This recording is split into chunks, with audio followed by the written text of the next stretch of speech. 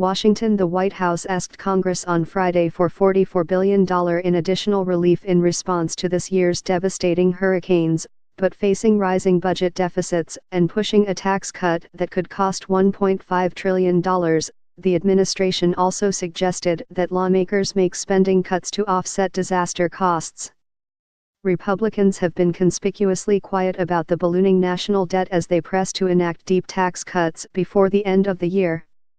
The deficit for the 2017 fiscal year totaled $666 billion, an increase of $80 billion from the previous year. And spending continues to climb. Disaster relief costs are now approaching $100 billion, with more likely to come.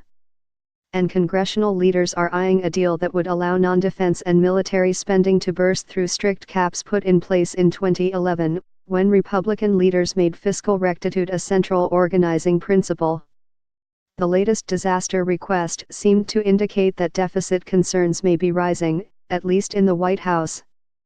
Administration officials laid out a menu of options for budget cutting, totaling $59 billion, from small nicks like $8 million from a rural energy program to far larger options, such as $3.9 billion from student financial aid and $1 billion from transportation infrastructure funds. Some of those proposals were sure to raise eyebrows. To pay for hurricane reconstruction, the White House suggested cutting nearly $520 million from the Army Corps of Engineers Flood Control and Coastal Emergencies account, which the White House identified as excess money from Hurricane Sandy relief. But those suggestions were hardly strenuous. The president's budget director, Mick Mulvaney, wrote that the administration believes it is prudent to offset new spending. And on Capitol Hill, a number of lawmakers from both parties are eager to spend more money, not less. Congress approved one disaster measure in September and another in October.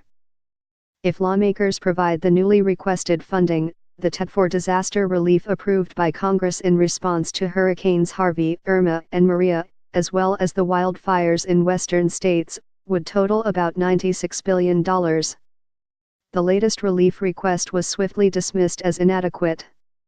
Even before the request had been officially released, Senator John Cornyn of Texas, the No. 2 Senate Republican, said his staff had advised him that it was wholly inadequate. After the outpouring of sympathy and the expressions of concern that we've heard from the highest levels here in Washington, D.C., we've continually been told to wait, Mr. Cornyn said. Senator Ted Cruz, Republican of Texas, said on Friday that the Trump administration must keep its repeated commitments to provide the necessary funding to help Texas recover from Harvey. He then offered a reminder: the constitutional responsibility to appropriate funding resides with Congress. Representative John Culberson, Republican of Texas, deemed the request very disappointing and completely inadequate, and said it showed a complete lack of understanding of the fundamental needs of Texans by the White House Office of Management and Budget. Thankfully, Congress funds the government, not OMB, Mr.